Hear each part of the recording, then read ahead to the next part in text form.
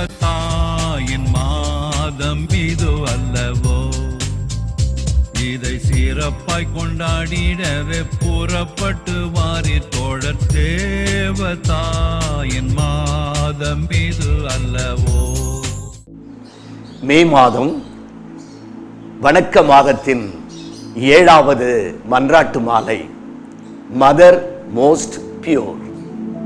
மகா பரிசுத்த மாதாவே, கடைக்கு செல்லுகின்ற பொழுது கலப்படம் இல்லாத பொருளை கண்டுபிடித்து வாங்குவதில் கவனம் செலுத்துகிறோம். சுத்தமான பொருளாக இருந்தால்தான் சுவையான உணவு கிடைக்கும், சுகாதாரமான உணவு கிடைக்கும்.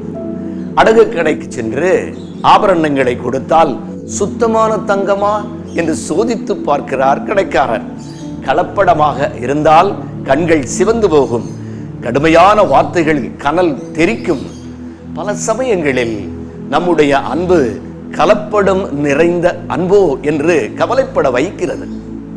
நன்மை கிடைக்குமானால் அடுத்தவரை நண்பர்கள் ஆக்கிக் கொள்ளுகிறோம்.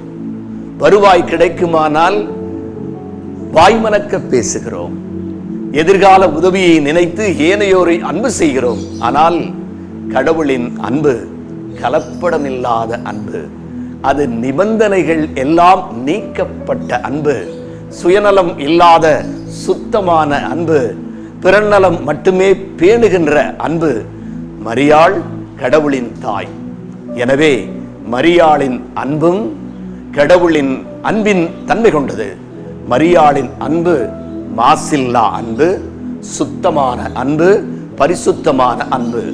ஆகவே தான் மரியாளை பார்த்து, மகா பரிசுத்த மாதாவே எங்களுக்காக வேண்டிக் கொள்ளும் என்று ஜெபிக்கிறோம். ஆமேன். மரியே வாழ்க.